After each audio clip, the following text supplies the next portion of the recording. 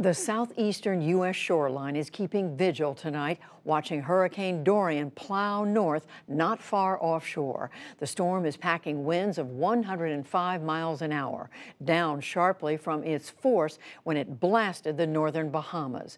John Yang reports now from the capital city, Nassau, on a disaster still coming into focus. Crushed homes, toppled trees, a yacht ashore.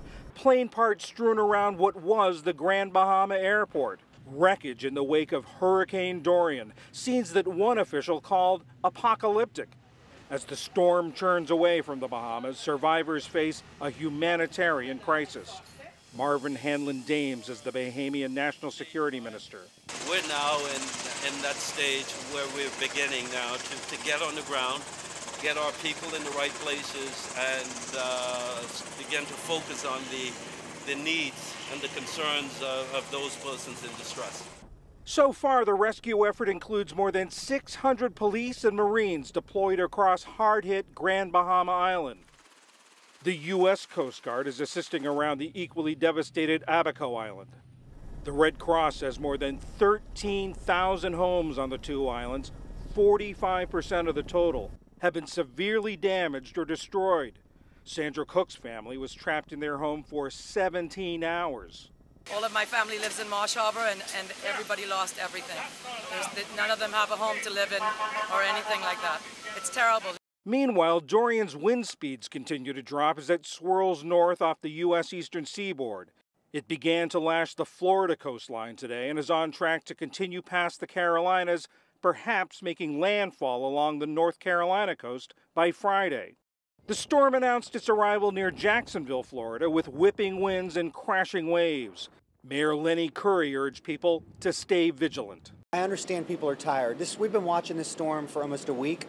The models have changed a number of times, but it's now upon us. It's coming this way. So this is no time to let your guard down and go out and walk around and drive around. In Charleston, South Carolina, Mayor John Tecklenburg echoed orders to evacuate dangerous areas and predicted a quadruple threat. What's of great concern, as even was mentioned yesterday, is that triple threat of heavy rain, high tides, and storm surge. In addition to the triple threat, now more so we feel there's a threat of wind, a higher risk of wind threat. So it's really a quadruple threat. Good morning, and in everyone. North Carolina, Hurricane Dorian has its sights set on North Carolina. Governor Roy Cooper today warned of storm surges and inland flooding. North Carolinians are used to facing storms, but please don't let familiarity get in the way of good judgment. If you're in an area where an evacuation has been ordered, leave now. In Washington, President Trump said he's keeping an eye on the storm from the White House. But it's a very erratic, a very slow, very powerful hurricane. It's built up tremendous water and water supply, like few have seen. And Mr. Trump promised the United States will do all it can to help Bahamas' recovery efforts. This general aviation terminal at the Nassau Airport has become sort of a hub of that relief effort, but unfortunately it's also become something of a dead end. Medical personnel, search and rescue teams, relief aid has all gathered here from the United States and other places, but it can't go any further. The problem is that they just can't get all this out. I talked to one local organizer who said he's running out of space to store all the medical supplies that are arriving because they can't get it out. Great frustration here that there are so many resources here to help, but they can't get it that final 130 miles or so to where it's needed. Judy? And John, what is keeping them from getting this material to these materials to the places where they are needed? It's conditions. You know, I mentioned earlier that the Grand Bahama Airport is underwater. The entire island, 60% of the entire island is underwater. The highest point on Grand Bahama is 30 feet above sea level. The storm surge, not counting the waves, 23 feet above sea level. They simply not enough spaces to land helicopters there to get the aid in. Starting tomorrow, some groups like Project Hope are going to try to reach there by water, by ship. But right now, they just can't reach them. So hard to imagine for those of us who've ever been to any of the Bahamas. So, John, what else are you hearing about the conditions on these islands that have been most devastated? Well, you know, the best way to answer that may be to play for you a little conversation I had earlier today with Dave Meldo. He's from Orlando, Florida. He's here trying to coordinate the helicopter efforts to the various islands. He grew up on Abaco Island and just yesterday flew over it in a helicopter. Just devastation. Completely.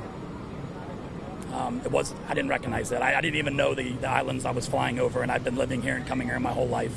They just don't look the same, and it's bad. It's really bad. We need help. You know, the total communication system is in ruins. Hospitals, public buildings, even the shelters that were set up to protect residents from this storm, all underwater. And John, I can't help but think back to Puerto Rico, how devastated it was by Hurricane Maria a few years ago. Do you have the sense that there is enough help there waiting to get to these islands once they are accessible? You do get that sense. There is a lot of material, personnel. I mean, you just go inside this terminal. It is wall-to-wall aid workers, medical personnel, nurses, doctors, all just chomping at the bit to get out there and help, but they just can't get the approval, or they can't find a way out there by air. Finally, John, it sounds as if there's going to be an enormous infrastructure rebuilding job that lies ahead for these islands. Absolutely. So much of the public infrastructure, the general infrastructure, has been devastated and destroyed. The communication systems have got to be rebuilt. Power, hospitals, all have to be rebuilt now.